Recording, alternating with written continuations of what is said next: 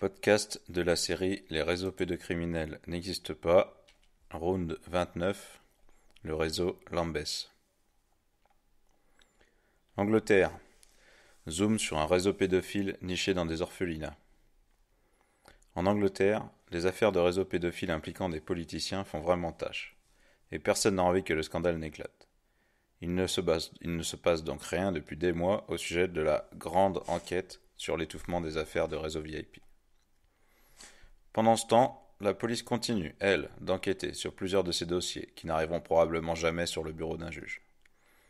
La grande enquête a sérieusement pris l'eau depuis que la ministre de l'Intérieur Theresa May, actuellement Premier ministre, en a éjecté les victimes et les citoyens. Mais de toute manière, elle n'a jamais tenu compte de leurs remarques. Quant à la nouvelle juge nommée pour s'occuper de ça, elle vient de Nouvelle-Zélande, et strictement personne ne pense qu'elle mènera le dossier à son terme. Tout le monde a bien compris que là n'est pas le but de la première femme conseillère de la reine en Nouvelle-Zélande. Par contre, les choses remuent encore du côté de la police. 6 semaines après sa mort, 2 des résidents de l'ex-ministre de l'Intérieur, Léon Brittan, ont été perquisitionnés, en même temps que les demeures de 3 autres types cités dans de vieux dossiers de réseau VIP. Léon Brittan est grandement soupçonné d'avoir fait disparaître des dizaines de dossiers de réseau VIP pendant qu'il était au Home Office.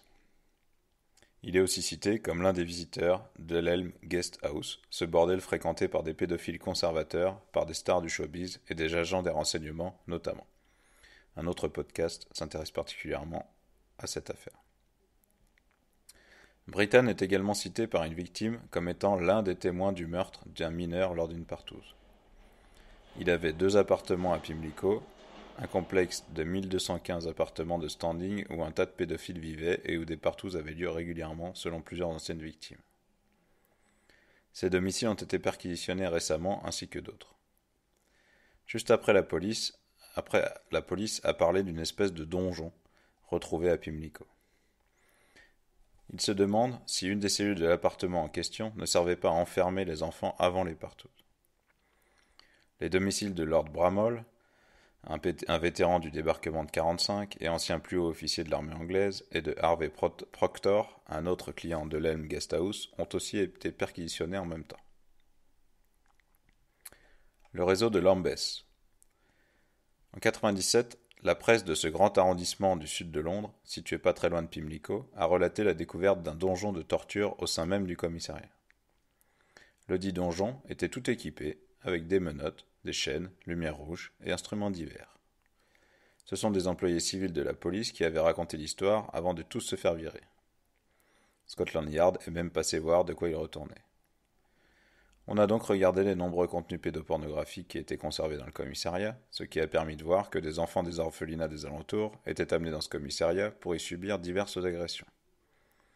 Apparemment, plusieurs officiers prostituaient carrément ces enfants dans le commissariat. Le policier Clive Driscoll a alors été nommé sur cette affaire, mais quand son enquête l'a mené sur la piste de politiciens, il a été muté hors de Lambeth. Mais il avait eu le temps de comprendre que les 25 orphelinats de Lambeth étaient tenus depuis une vingtaine d'années par un gros réseau pédophile. Quand il a cité certains politiciens au cours d'une réunion confidentielle, Driscoll a reçu une sanction disciplinaire. Au moins 50 enfants ont disparu de ces orphelinats et leur famille n'en a plus jamais entendu parler. On sait aussi que 124 enfants de Lambeth ont été envoyés dans les tristement célèbres orphelinats du Pays de Galles, où des viols ont eu lieu à échelle industrielle. Sporadiquement, quelques éducateurs des foyers de Lambeth ont été condamnés pour pédophilie, toujours comme des cas isolés, et des contenus pédopornos ont été saisis en quantité. Dans les années 80, un groupe d'anciens pensionnaires du Home de Lambeth a expliqué à la police qu'ils y étaient violés dans un appartement par un groupe de pédophiles. Mais là aussi, l'enquête a vite été close.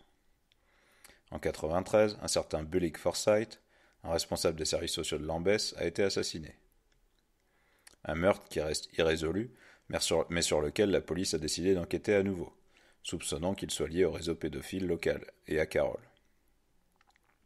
En effet, juste avant d'être assassiné, Forsyth a dit à des proches qu'il voulait faire éclater le scandale du réseau pédophile en question. Une enquête menée à ce sujet par des journalistes a permis d'apprendre que quelques heures avant la mort de Forsyth, battu à mort dans son appartement et ensuite incendié, des types ont été vus par un voisin alors qu'ils emmenaient des dossiers depuis l'appartement du travailleur social. 2 autres types ont été vus dans une voiture en bas de l'immeuble. Une autre enquête, menée durant 5 ans à partir de 1998 par la Metropolitan Police à ce sujet, a mené à l'identification de 200 victimes des années 60 aux années 80. Mais étrangement, aucun des 19 suspects n'a été identifié. Les enquêteurs, en tout cas, avaient compris que plusieurs travailleurs sociaux et responsables des services sociaux pédophiles étaient en lien entre 1974 et 1994. En 1999, c'est un certain Michael John Carroll, ex-employé des services sociaux de Lambeth, qui dirigeait des orphelinats, malgré une condamnation antérieure pour des faits de pédophilie, qui a enfin été inquiété pour quelques agressions sexuelles pour lesquelles il a pris 10 ans de prison, et il en est sorti en 2004, donc au bout de 5 ans. Mais quand il a été arrêté, un député travailliste a tenté de faire pression sur la police pour que l'enquête soit abandonnée. Le Angel Road Children's Home est l'un des orphelinats qui était sous la responsabilité de Carroll. Plusieurs personnes ont témoigné que des visiteurs du soir, parmi lesquels des politiciens, s'y rendaient régulièrement. Une partie des viols avait lieu dans un appartement privé situé dans l'orphelinat. Des protections évidentes. Les travailleurs sociaux qui ont tenté de dénoncer Carroll aux flics ont été royalement ignorés. Leurs témoignages sont restés lettres mortes et aucune enquête n'a été ordonnée. Carroll était aussi amé avec John Allen, qui dirigeait plusieurs orphelinats au Pays de Galles, dans lesquels de nombreux abus ont eu lieu et qui eux aussi étaient visités par divers VIP, dont très certainement un des bras droits de Thatcher, Margaret Thatcher, Peter Morrison, qui est aussi l'un des amis du pédophile américain Jeffrey Epstein. Également d'autres podcasts consacrés aux orphelinats du Pays de Galles et consacrés à l'affaire Epstein. John Allen aussi a manifestement été protégé pendant de longues années, avant d'être condamné en 2014 seulement pour quelques-uns de ses actes en tant que prédateur isolé. Ces liens, les flics qui ont enquêté sur Carroll les connaissaient dès 1998. Mais on a soigneusement évité de parler de cette amitié qui remontait au moins jusqu'aux années 80 lors du procès de Carroll. À l'époque, certains travailleurs sociaux qui avaient enquêté sur Carroll savaient bien que l'affaire des orphelinats de Lambeth ne se limitait pas à Lambeth et avait des ramifications au Pays de Galles et d'autres orphelinats du pays. Les enfants étaient envoyés d'une région à l'autre, entre des orphelinats aujourd'hui connus pour avoir été des lieux d'abus à grande échelle. Mais pour protéger les politiciens impliqués, toute l'affaire a été étouffée. En janvier 2011, un flic de Lambeth a été condamné pour production et diffusion de pédopornographie. On ignore combien de films ont été tournés à Lambeth, ou même dans le commissariat, et le type, Jordan Johnson, a refusé de donner des noms des autres flics impliqués. À Lambeth, une femme a expliqué récemment avoir été victime d'abus sexuels très violents dans les sous-sols du conseil local.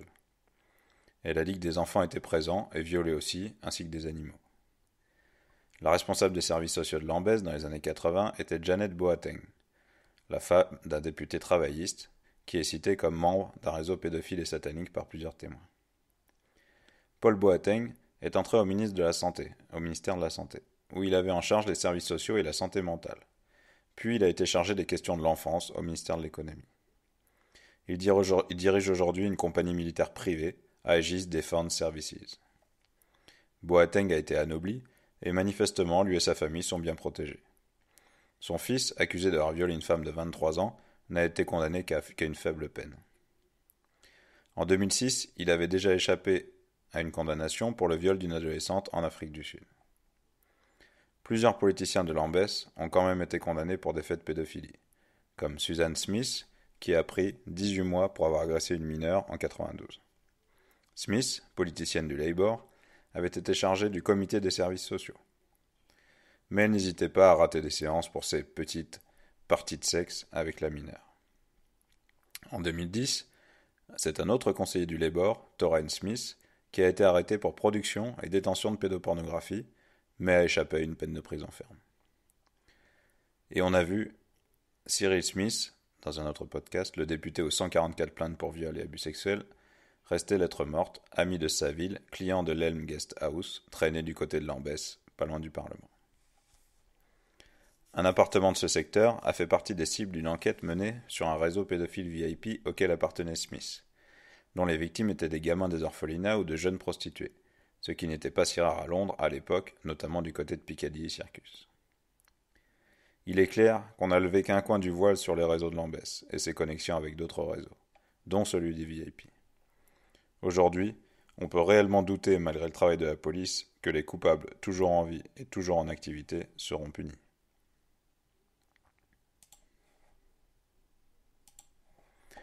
Partie 2. 700 victimes de l'orphelinat de Charlie Oaks à Londres se sont regroupées dans une association afin d'obtenir justice pour les abus qu'ils ont subis enfants. La Charlie Oaks Survivors Association, SOSA, regroupe aussi les témoignages des victimes qui dénoncent l'existence d'un vaste réseau pédocriminel d'exploitation des enfants qui opérait dans les orphelinats de l'arrondissement de Lambeth à Londres. Les enquêtes sur le réseau pédophile VIP sont étouffées les unes après les autres. Et finalement, aucun politicien anglais n'est mis en cause par la justice. Un véritable tour de force. Tous seraient donc innocents, doit croire le grand public. Oui, mais voilà, des centaines de victimes des orphelinats d'un arrondissement londonien, dont on a déjà beaucoup parlé, Lambeth, se rebiffent. Retour sur le Lambeth des années 80. En 92, 3 travailleurs sociaux des orphelinats de Lambeth sont envoyés au tribunal pour des viols et agressions sexuelles commises sur des enfants, dont certains étaient à la charge de services sociaux. En 93, il est question de centaines de garçons de South Val, West Norwood, et 4 autres orphelinats de Lambeth qui seraient tombés entre les mains d'un réseau de production de pédopornographie. 3 types ont été arrêtés et immédiatement relâchés sous caution. La même année, Bullock Forsyth, responsable des services sociaux de Lambeth, est assassiné après avoir commencé à regarder de plus près ce qu'il se passe dans les orphelinats du secteur et menaçait de tout balancer. Il suivait la piste d'un réseau de pédopornographie qui tournait des films dans les locaux des services sociaux de Lambeth et était tombé sur des politiciens, des flics et des employés du conseil. Il a été tué dans les heures après avoir annoncé son intention d'exposer le dossier. Le lendemain de sa disparition, alors qu'on a retrouvé son corps 2 jours après, des voisins ont vu des types emporter des documents de chez Forsyth. Sari Conway, qui a été chef du conseil de Lambeth en intérim, a dû quitter son domicile, puis son poste, suite à des menaces qui ont commencé quand elle a démarré une enquête interne sur les faits d'abus sexuels. En 1995, il est question de pédopornographie, réalisée dans les locaux du conseil de Lambeth, montée avec les ordinateurs du conseil par des employés du conseil. Mais aucun film n'aurait été trouvé. Cette année-là, une femme victime d'abus dans ces mêmes orphelinats, lorsqu'elle y a travaillé, manque d'être brûlée vive par un type alors qu'elle avait entamé une procédure contre un des agresseurs. Cette femme avait dit avoir été violée par plusieurs membres du conseil de Lambeth, de manière ultra-violente, dans les sous-sols du conseil de Lambeth, et cela en même temps que des enfants et des animaux. Elle avait déjà subi diverses menaces auparavant. Malgré la tentative d'immolation, elle a décidé de maintenir sa plainte et là un type est entré chez elle de nuit et l'a aspergé d'essence sur le lit où elle dormait. Elle en a réchappé de peu. En 1995, l'ensemble des orphelinats de Lambeth est fermé. En 1997, la presse de ce grand arrondissement du sud de Londres, situé pas très loin de Pimlico, a relaté la découverte d'un donjon de torture au sein même du commissariat. Le dit donjon était tout équipé avec menottes, chaînes, lumière rouge et des instruments divers. Ce sont des employés civils de la police qui avaient raconté l'histoire avant de tous se faire virer.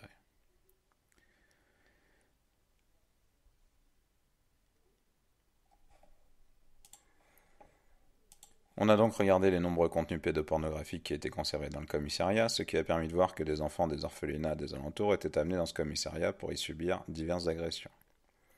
Apparemment, plusieurs officiers prostituaient carrément ces enfants dans le commissariat.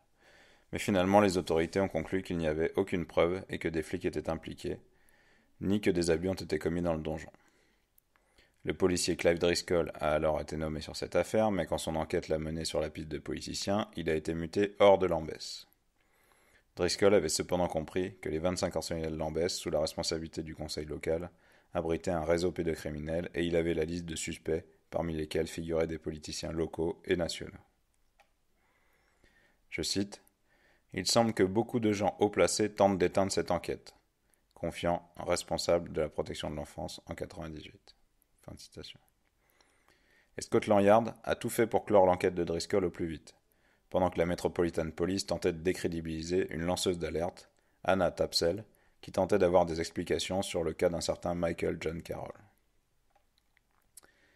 En 1999, le dit Carroll, ex-employé des services sociaux de Lambeth qui dirigeait l'orphelinat des Angels Road, malgré une condamnation pour des faits de pédophilie en 1966, a enfin été inquiété pour quelques agressions sexuelles pour lesquelles il a pris 10 ans de prison. Il est sorti en 2004 après moins de 6 ans de tôle. Quand il a été arrêté, un député travailliste a tenté de faire pression sur la police pour que l'enquête soit abandonnée.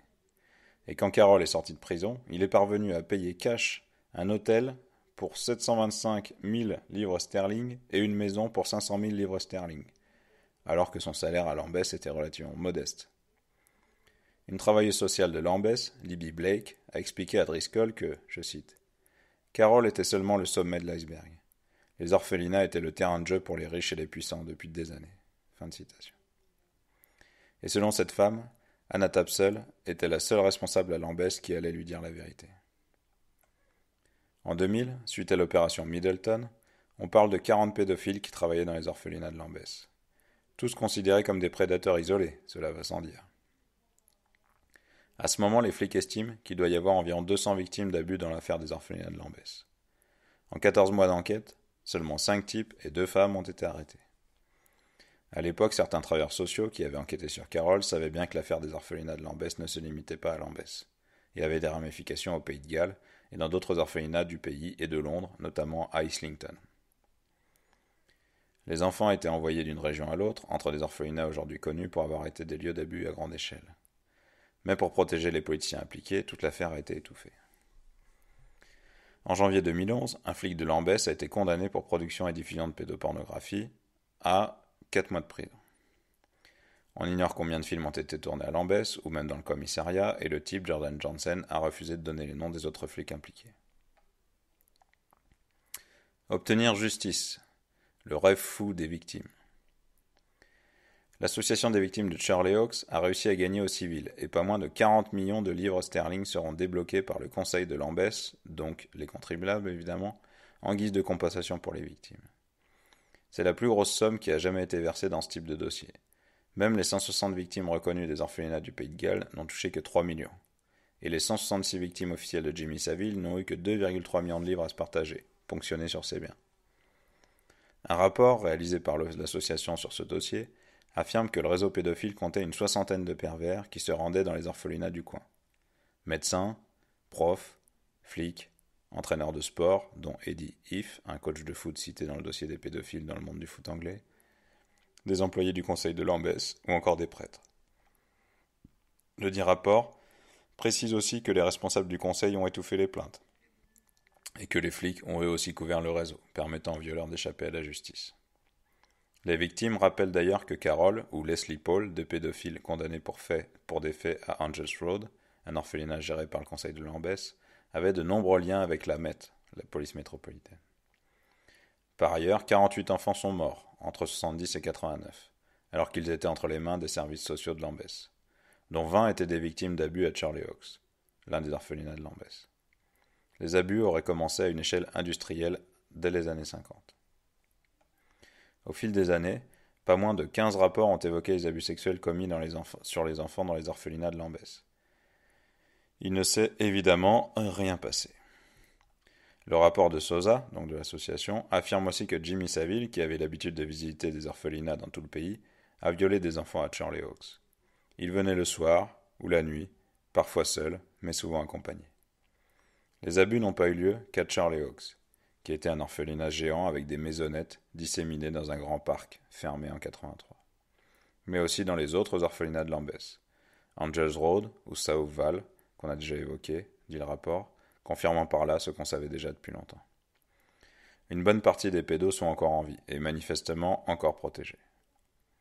Dans les années 2000, alors que c'est interdit, le conseil de Lambeth a détruit 140 dossiers d'enfants à charge des orphelinats locaux. Aujourd'hui, on est censé croire que 6 enquêtes sont en cours sur les abus de Charlie Hawks. Mais on commence à avoir l'habitude. L'enjeu sera surtout de détruire les preuves et de faire taire les victimes. Durant une période, à l'époque des abus, les orphelinats de Lambeth étaient dirigés par Janet Boateng, la femme de Paul Boateng, politicien du Labour, qui a été ministre de la Santé, puis de l'Intérieur et de l'Économie de Tony Blair. Nommé conseiller de la Reine en 1999, puis ministre de la Jeunesse en 2000, et qui est aussi cité dans une liste des membres d'un culte satanique. Boateng a aussi joué un rôle actif dans la politique « Every Child Matters ». Comprenez, chaque enfant compte. une réforme des services de l'enfance qui a finalement industrialisé le placement abusif d'enfants. D'ailleurs, dans la retranscription des auditions des victimes de Charlie Hawks pour la entre guillemets, grande enquête indépendante sur les abus étouffés, c'est Paul Boateng qui est désigné comme étant le politicien du Labour, futur ministre, grand ami de Carol, qui venait violer des gamins le soir et allait et venait à sa guise dans l'orphelinat d'Angels Road. Il a même signé plusieurs fois le registre des visites, mais il nie jamais avoir connu Carol. C'est aussi Boateng qui aurait tenté d'intervenir pour que Carol et sa femme puissent devenir les membres des familles d'accueil. Pas de bol, c'est justement cette procédure qui n'a pas abouti en raison de sa précédente condamnation en 1966, qui a mené certains membres du conseil à regarder de plus près qui est Carol. Il existerait une photo de Carol avec Boateng, mais celle-ci aurait disparu après avoir été donnée aux flics par un témoin dans les années 90. Carol était aussi dans les années 80 l'un des piliers de l'Association of Combined Youth Clubs, qui était, semble-t-il, un repère de pédophiles. Plusieurs membres ont été condamnés. Ça a commencé à se savoir franchement dans les années 90. Seulement, mais au regard des personnalités qui ont contribué, comme la princesse Anne ou Paul Boateng, justement, on aurait pu s'interroger avant. L'ACYC, donc l'Association of Combined Youth Clubs, créée en 1977, était connectée à l'Église catholique, qui en Angleterre aussi essuie des centaines d'accusations d'abus sexuels dans des écoles et des orphelinats, mais aussi à des politiciens en vue et des flics. La princesse Anne était la marraine de l'association, et le présentateur vedette de la BBC, autre réseau pédophile, David Dimbleby, en était le directeur, au moins jusqu'en 90. L'association organisait des camps de vacances pour les enfants de divers orphelinats. D'après au moins un témoin, Boateng venait y rejoindre Carol et les dizaines d'enfants qui partaient avec lui. C'est d'ailleurs une photo de Boateng et Carol à un de ces camps d'été qui a disparu chez les flics. Au moins 124 enfants des orphelinats de Lambeth ont été expédiés dans d'autres orphelinats dans le pays, notamment au Pays de Galles, où opéraient aussi des réseaux pédophiles, tous plus ou moins reliés entre eux. En 86, la presse évoque le procès d'un travailleur social de Lambeth qui prostituait des garçons. Une vingtaine avaient été identifiés à Piccadilly Circus. Au lieu de la prostitution de mineurs à l'époque, pour des hommes d'affaires, souvent étrangers, soi-disant. La même année, un gamin handicapé de 12 ans parle à sa mère des nombreux abus qu'il a subis dans un foyer de Lambeth pour enfants handicapés. Le gamin avait été menacé de mort s'il parlait. L'enquête a vite été close et personne n'a été arrêté, bien que les abus aient été confirmés par des médecins. Fermé, le dossier était d'autant plus facile que d'autres victimes dans ce même foyer étaient incapables de parler. Finalement, dans les années 90, on a fait un peu, mine de rien, de prendre le problème en main, en cherchant des victimes et quelques coupables.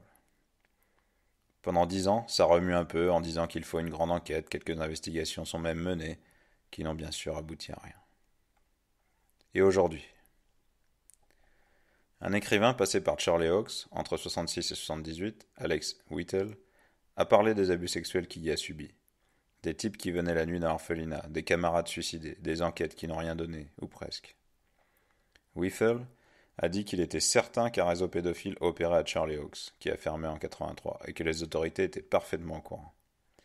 Suite à ces déclarations, en 2014, d'autres anciens résidents de l'orphelinat, dont un qui a écrit un livre sur l'histoire de Charlie Hawks, oubliant de mentionner les abus sexuels, ont dit que les lieux étaient vraiment un vrai paradis pour les enfants. Puis d'autres encore ont décidé de dénoncer publiquement les abus qu'ils ont subis, par le staff et par des visiteurs nocturnes de l'orphelinat. C'est là que l'association a commencé à se mettre en place. Bref, là encore on a de l'information et de la contre-information, comme cela devient le cas de manière assez systématique ces derniers temps. La contre-information, évidemment, vient de la presse commerciale. Ces victimes ont dit clairement qu'elles n'avaient aucune confiance dans la justice et qu'elles iraient au bout de leur dénonciation des faits. En novembre, l'association SOSA a dénoncé la grande enquête indépendante sur les abus sexuels contre les enfants, qui en est à son 4e chef suite à 3 démissions successives et n'a pas avancé d'un iota depuis son lancement en 2014. Et l'association a quitté le panel de la dite grande enquête en claquant la porte. Les victimes de Jersey avaient fait de même, et beaucoup d'autres victimes ont décidé de ne pas s'investir une fois de plus dans une usine à gaz qui n'a clairement pas pour but de faire la lumière sur ce qui s'est passé. Le rapport préparé par l'association identifie pas moins de 60 pédocriminels qui ont abusé d'enfants à Charlie Hawks. On est donc bien loin des 3 misérables et vagues condamnations de l'opération Middleton. 680 victimes se sont fait connaître. On a appris le 20 décembre qu'une enquête allait être réouverte sur la disparition d'un adolescent de Croydon, la ville juste à côté de Lambeth, il y a 30 ans. En 86, Kevin Hicks a disparu pas loin de Charlie Oaks alors qu'il était sorti faire une course. Aujourd'hui, la police pense qu'il a peut-être été assassiné par un pédophile et qu'il avait en réalité rendez-vous avec la personne qui l'a enlevé et avec qui il était certainement en contact depuis un moment. Il y a aujourd'hui une association des victimes de Charlie Oaks qui s'est montée.